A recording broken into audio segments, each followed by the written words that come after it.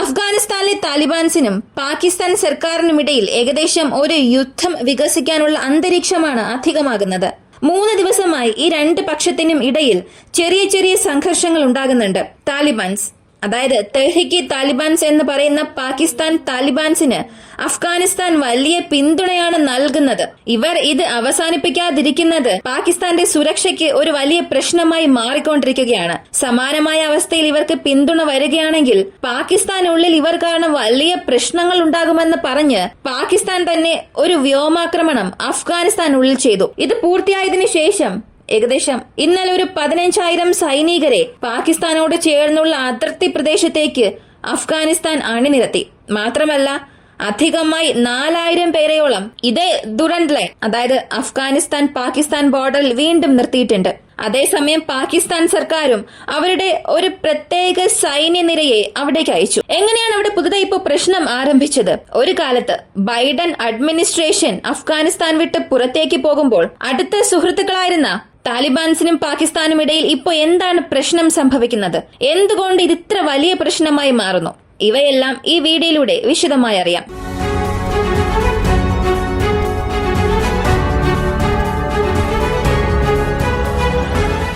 പാകിസ്ഥാനെ സംബന്ധിച്ച് അഫ്ഗാനിസ്ഥാനിൽ അമേരിക്കയുടെ ഇൻവോൾവ്മെന്റ് എങ്ങനെയാണെന്ന് നോക്കിയാൽ, അമേരിക്കയുടെ സഖ്യകക്ഷികളായ നിരവധി രാജ്യങ്ങൾ നേരിട്ട് താലിബാൻസിനെതിരെയുള്ള യുദ്ധത്തിന് ഇറങ്ങുന്നുണ്ട്. എന്നാൽ അവരെങ്ങനെ ഇറങ്ങിയതിനു ശേഷം അവരെ കൊണ്ട് അവിടെ ജയിക്കാൻ സാധിക്കില്ല. ഈ സ്ഥലം നമ്മുടെ എനർജിയെ ഡ്രെയിൻ ചെയ്യുന്നു എന്നവർ മനസ്സിലാക്കി. ഈ അഫ്ഗാനിസ്ഥാന് മറ്റൊരു പേരുണ്ട്, ഗ്രേവ് യാർഡ്സ് ഓഫ് എംപയേഴ്സ്, അല്ലെങ്കിൽ സാമ്രാജ്യങ്ങളുടെ ശവപ്പറമ്പ് എന്നാണ് പറയുന്നത്. ഇതുവരെയും ആരെല്ലാമാണോ അഫ്ഗാനിസ്ഥാനിൽ കൈവച്ചത് അവരെല്ലാം വീഴുന്ന ചരിത്രം മാത്രമേ ഉള്ളൂ. അവരവിടെ വിജയിച്ച ചരിത്രം ഒന്നും തന്നെ ഇല്ല. സോവിയറ്റ് യൂണിയൻ, അമേരിക്ക, ഇവരെല്ലാം അതിനൊരു ഉദാഹരണമാണ്. ഇപ്പൊ അഫ്ഗാനിസ്ഥാൻ വിട്ട് അമേരിക്ക പുറത്തായതിനു ശേഷം താലിബാൻസ് അധികാരത്തിൽ വന്നു. ഇവർ അധികാരത്തിൽ വന്നതിൽ പാകിസ്ഥാന് ഒരു വലിയ പങ്ക് തന്നെയുണ്ട്. പാകിസ്ഥാൻ എങ്ങനെ ഒരു വലിയ റോൾ പ്ലേ ചെയ്തു എന്ന് ചോദിച്ചാൽ, അപ്പോഴുള്ള അഫ്ഗാനിസ്ഥാൻ ഗവൺമെന്റിന് പാകിസ്ഥാൻ സർക്കാർ ചെറിയ സഹായം പോലും ചെയ്തില്ല. താലിബാൻസിന് നേരെ എയർ സ്ട്രൈക്സിന് ചില ഇന്റൽ ഇൻപുട്സും ചില അമേരിക്കൻ ഗവൺമെന്റിന് ചില ആക്സസ് നൽകിയാലും പ്രധാനപ്പെട്ട യാതൊരു സഹായവും ചെയ്തിട്ടില്ല. അതേസമയം അമേരിക്ക ഒരുപാട് റിക്വസ്റ്റ് നൽകിയിരുന്നു. ഇന്ത്യയെ കൗണ്ടർ ചെയ്യാൻ ഞങ്ങൾ ഈ ആയുധങ്ങളെല്ലാം നൽകാം. റഷ്യ ഇത്രയും ആയുധങ്ങൾ ഇന്ത്യക്ക് നൽകുന്നുണ്ട്. നിങ്ങൾക്ക് ഞാനില്ലെങ്കിൽ, അല്ലെങ്കിൽ ചൈന ഇല്ലെങ്കിൽ നൽകാൻ ആരും ഇല്ല. എന്റെ ഹൈടെക് എക്യുപ്മെന്റ്സ് ഞാൻ നിങ്ങൾക്ക് നൽകാം. ആന്റി ടെററിസം ഓപ്പറേഷൻ ചെയ്യണം എന്ന പേരിൽ കൂടുതൽ ആയുധങ്ങൾ പാകിസ്ഥാന് നൽകുകയും താലിബാൻസിനെതിരെ അവരെ പ്രവർത്തിപ്പിക്കാനും ശ്രമിച്ചു. എന്നാൽ പാകിസ്ഥാൻ കൂടുതൽ സമയവും അമേരിക്ക പറഞ്ഞതൊന്നും കേട്ടിട്ടില്ല. അവരെ സന്തോഷിപ്പിക്കാൻ വേണ്ടി മാത്രം ചില കാര്യങ്ങൾ ചെയ്തിട്ട് ഇൻഡയറക്റ്റായി താലിബാൻസിന് വലിയ സപ്പോർട്ട് തന്നെ അവർ നൽകി. വ്യക്തമായി പറഞ്ഞാൽ അഫ്ഗാനിസ്ഥാനുള്ളിൽ താലിബാൻസ് നേരിട്ട് അമേരിക്കയുമായി ഒരു സംഘർഷം നടത്തും. അവർക്കായിട്ടുള്ള ഒരു ബാക്കപ്പ് സോഴ്സ് ആയിരുന്നത് പാകിസ്ഥാനായിരുന്നു. അതിനാൽ അമേരിക്കയെ കൊണ്ട് അവിടെയുള്ള പ്രധാനപ്പെട്ട ചെക്ക് പോയിന്റ്സ്, ദുരന്ത് ലൈൻസ്, ആ പ്രദേശങ്ങൾ ഒന്നും തന്നെ താലിബാൻസിൽ നിന്നും അവർക്ക് പിടിച്ചെടുക്കാനായില്ല. അങ്ങനെ താലിബാൻസ് ആ സ്ഥലം ഓവർടാക്ക് ചെയ്തു. അമേരിക്ക അവിടെ വിട്ട് പുറത്തു പോയതിനു ശേഷം മുഴുവൻ അഫ്ഗാനിസ്ഥാനും അവരുടെ നിയന്ത്രണത്തിൽ വന്നതിനു ശേഷം ആദ്യമായി അവരെ അംഗീകരിച്ചത് അപ്പോഴത്തെ പാകിസ്ഥാന്റെ പ്രൈം മിനിസ്റ്റർ ആയിരുന്ന ഇമ്രാൻഖാനും അദ്ദേഹത്തിന്റെ രാജ്യവുമായിരുന്നു. അപ്പോ അവർ പറഞ്ഞത്, ഇവർ ഞങ്ങളുടെ സുഹൃത്തുക്കളാണ്. ഏറെ ദിവസമായി അടിച്ചമർത്തപ്പെടലായിരുന്നു അഫ്ഗാനിസ്ഥാനിൽ ഉണ്ടായിരുന്നത്. ഈ അടിച്ചമർത്തലുകളെയും മുതലാളിത്വം, അടിമത്വം, ദാരിദ്ര്യം ഇവയ്ക്കെതിരെയുള്ള ഒരു വലിയ യുദ്ധത്തിൽ താലിബാൻസ് ജയിച്ചു എന്ന് പറഞ്ഞു. അപ്പോ അവർ സംസാരിച്ചതൊന്നും എല്ലാവർക്കും ആശ്ചര്യമായി തോന്നിയില്ല. കാരണം താലിബാൻസിന് ഇവരായിരുന്നു ബാക്ക് ചെയ്തത്. ഇവർ കാരണമാണ് താലിബാൻസിന് ഇത്ര വലിയ ലഭിച്ചത് എന്ന് ലോകരാജ്യങ്ങൾക്കെല്ലാം അറിയാം. എന്നാൽ അവർ ആ സമയം അറിയാതെ പോയ ഒരു കാര്യമുണ്ട്. താലിബാൻസിനെ ഇവർ എത്ര തന്നെ വളർത്തിവിട്ടാലും താലിബാൻസിന്റെ അടുത്ത ഷാഡോ ഗ്രൂപ്പ്സ് ഒരുപാടുണ്ടായിരുന്നു. അത് കാരണം പാകിസ്ഥാൻ ഒരുപാട് പ്രശ്നം വരാൻ പോകുന്നു എന്നുള്ളത് ആ സമയം ആരും ചിന്തിച്ചുകൂടെയില്ല. ഈ താലിബാൻസ് ഗവൺമെന്റിനെ പാകിസ്ഥാൻ സപ്പോർട്ട് ചെയ്തതിന് പ്രധാനപ്പെട്ട കാരണം ഇതായിരുന്നു. കാരണം പാകിസ്ഥാനിൽ ഒരുപാട് പ്രശ്നമുണ്ട്. ബലൂചിസ്ഥാൻ, ബലൂച്ച് ലിബറേഷൻ ആർമി, ഇവർ ഈ സൗത്ത് വെസ്റ്റേൺ സൈഡ് അവിടെ വിഭജിച്ചെടുക്കാൻ ഇടയ്ക്കിടയ്ക്ക് പാകിസ്ഥാൻ ഗവൺമെന്റ് ഫോഴ്സസിന് നേരെ അറ്റാക്ക് നടത്തും. ഇനി നോർത്ത് സൈഡിലേക്ക് പോവുകയാണെങ്കിൽ പഷ്തൂൺ ഗോത്രവർഗ്ഗക്കാരുള്ള മേഖലകളും വസീറിസ്ഥാനുള്ള പ്രവിശ്യ ഇവയെല്ലാം ചേർത്ത് വെച്ച് ഒരു പ്രത്യേക സംസ്ഥാനമാക്കണം, ഇവയെ അഫ്ഗാനിസ്ഥാനുമായി ചേർക്കണം എന്ന് പറഞ്ഞ് തെഹ്രിക്ക് താലിബാൻസ് പല പ്രതിഷേധങ്ങൾ നടത്തി. പ്രതിഷേധം എന്നതിനപ്പുറം ഇത് ഒരു ആക്രമണമായി തന്നെ മാറിയിട്ടുണ്ട്. ഇതുവരെയുള്ള ഡേറ്റ എടുത്ത് നോക്കിയാൽ ഇത് സൗത്ത് ഏഷ്യൻ ടെററിസം പോർട്ടലിൽ നിന്നും എടുത്ത ഡേറ്റയാണ്. ഇതിൽ പറഞ്ഞിരിക്കുന്നത് 2024 പാകിസ്ഥാനിൽ മാത്രം 1800 ആക്രമണങ്ങളിൽ 2000 പേർ വരെയും ബലൂച്ച് ലിബറേഷൻ ആർമി കാരണം TTP എന്ന് പറയുന്ന തെഹ്രിക്ക് താലിബാൻസ് കാരണവും പാകിസ്ഥാനിൽ കൊല്ലപ്പെട്ടിട്ടുണ്ട്. ഇതിൽ 1000-ലധികം ആളുകൾ സൈനികം സംബന്ധിക്കുന്ന വ്യക്തികളായിരുന്നു.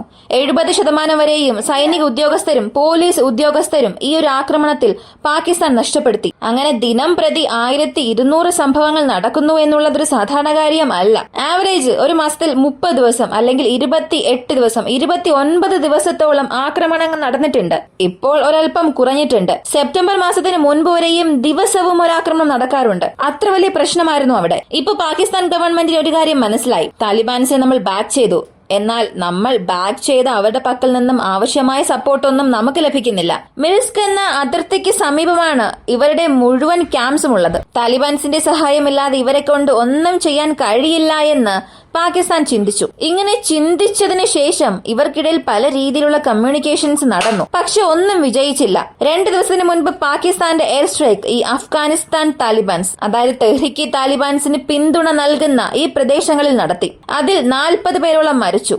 ഇങ്ങനെ മരിച്ചതിന് ശേഷം ഇപ്പോഴാണ് ഒരു വലിയ എസ്കലേഷൻ നടക്കാൻ തുടങ്ങിയത്. അഫ്ഗാനിസ്ഥാൻ താലിബാൻസിനെ സംബന്ധിച്ച് 2 പ്രധാനപ്പെട്ട മുന്നറിയിപ്പ് നൽകി. ഒന്നാമത്തേത്, തെഹ്രിക്ക് താലിബാൻസിന് ഞങ്ങൾ പിന്തുണ നൽകുന്നില്ല. നിങ്ങൾ അവരെ കാരണമായി കാണിച്ച് ഞങ്ങളുടെ ജനങ്ങളെ ദ്രോഹിച്ചാൽ, ഞങ്ങളുടെ ജനങ്ങളെ മുറിവേൽപ്പിച്ചാൽ അതിനെങ്ങനെ തിരിച്ചടി നൽകണമെന്ന് ഞങ്ങൾക്ക് അറിയാം. ബോർഡർ ക്രോസ് ചെയ്ത് ഒരു അധിനിവേശം ഞങ്ങളെ കൊണ്ട് ചെയ്യാൻ സാധിക്കും. അത്രത്തോളം ഞങ്ങളെ സമ്മതത്തിലാക്കരുത്.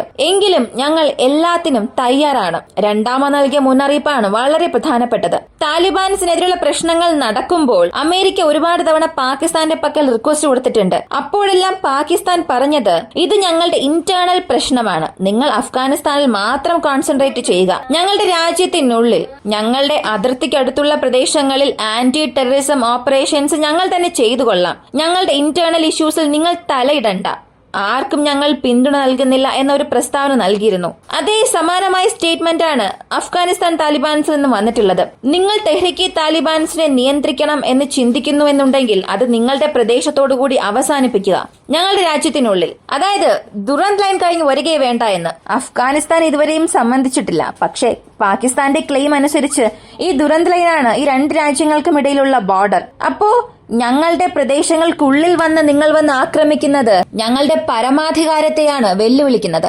ഞങ്ങളുടെ പ്രധാനപ്പെട്ട ലക്ഷ്യമെന്നത് ഞങ്ങൾ ഒരു സംഘടന എന്നതിനപ്പുറം ഒരു ഗവൺമെന്റായി ലോകരാജ്യങ്ങളെല്ലാം അംഗീകരിക്കണം. ആ ഒരു ലക്ഷ്യമാണ് ഞങ്ങൾക്കുള്ളത്. ആ ഒരു സമയത്ത് നിങ്ങൾ ഞങ്ങളെ ആക്രമിക്കുകയാണെങ്കിൽ തീർച്ചയായും ഞങ്ങളുടെ ശക്തി എന്താണെന്ന് നിങ്ങൾ അറിയുമെന്ന് തുറന്ന് ഒരു മുന്നറിയിപ്പ് അല്ലെങ്കിൽ ഒരു ഭീഷണി തന്നെ താലിബാൻ സ്പോക്സ് പേഴ്സൺ നൽകി. അപ്പോ 15,000 വ്യക്തികളെ അതിർത്തിയിൽ നിർത്തിവച്ചിരിക്കുക എന്നതൊരു സാധാരണ കാര്യം അല്ല. ഈ ചിത്രം കണ്ടാൽ എന്തായിരിക്കും നിങ്ങൾക്ക് മനസ്സിലാകുക?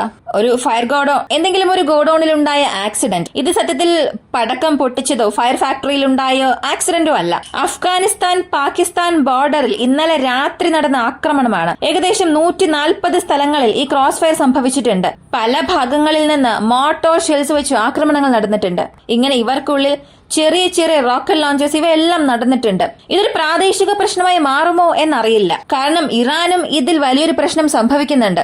അഫ്ഗാനിസ്ഥാൻ എന്നത് ഒരു ലാൻഡ് ലോക്കഡ് കൺട്രിയാണ്. ചുറ്റും കടലിലേക്കുള്ള ആക്സസ് ഇല്ല. ഇവിടെ പാകിസ്ഥാൻ, അവിടെ ഇറാൻ, ഇങ്ങനെ ഈ 2 വശവും പ്രധാനപ്പെട്ട ശക്തികൾക്കിടയിലാണ് ഇവർ അകപ്പെട്ടിരിക്കുന്നത്. അഫ്ഗാനിസ്ഥാനിൽ പ്രശ്നമുണ്ടാകുന്നത് ഇതിനകം മിഡിൽ ഈസ്റ്റിലെ ക്രൈസിസിൽ ബാധിക്കപ്പെട്ടിരിക്കുന്ന ഇറാനെ വീണ്ടും പ്രശ്നത്തിലാഴ്ത്തുക തന്നെ ചെയ്യും. അതുമാത്രമല്ല, ഇതിൽ പാകിസ്ഥാന് എതിരെ താലിബാൻസിന് ഒരു വലിയ സമ്മർദ്ദം ചെലുത്താൻ സാധിക്കും. പക്ഷെ അത് ഒരുപാട് ദിവസം അവരെ കൊണ്ട് ഹോൾഡ് ചെയ്യാൻ സാധിക്കില്ല. കാരണം സൈനികം സംബന്ധിച്ച് നോക്കിയാൽ താലിബാൻസിനെക്കാട്ടിലും പാകിസ്ഥാൻ പലപടി മുകളിലാണ്. കാരണം അവരുടെ പക്കൽ A to Z എല്ലാം ഉണ്ട്. ഫൈറ്റർ ജെറ്റ്സ്, റെക്കോണിസൻസ് ഡ്രോൺസ് എല്ലാം ഉണ്ട്. എന്നാൽ താലിബാൻസിന്റെ പക്കൽ അങ്ങനെയല്ല. അമേരിക്ക വിട്ടിട്ട് പോയ ആയുധങ്ങളും അവർക്കായിട്ടുള്ള മീഡിയം റേഞ്ച് വെപ്പൺസ്, ചെറിയ ചെറിയ റോക്കറ്റ് ലോഞ്ചേഴ്സ്, RPG ഇങ്ങനെയുള്ള ചില എക്യുപ്മെന്റ്സ് മാത്രമാണുള്ളത്. അപ്പോൾ താലിബാൻസിനെ കൊണ്ട് ഇപ്പൊ പാകിസ്ഥാനുള്ള പ്രശ്നം ഉണ്ടാക്കാൻ സാധിച്ചാലും അത് പാകിസ്ഥാനിൽ ഉണ്ടാകുന്ന നാശനഷ്ടങ്ങളെക്കാട്ടിലും അല്ലെങ്കിൽ പ്രശ്നങ്ങളെക്കാട്ടിലും താലിബാൻസിനായിരിക്കും കൂടുതൽ പ്രശ്നങ്ങൾ സൃഷ്ടിക്കുക.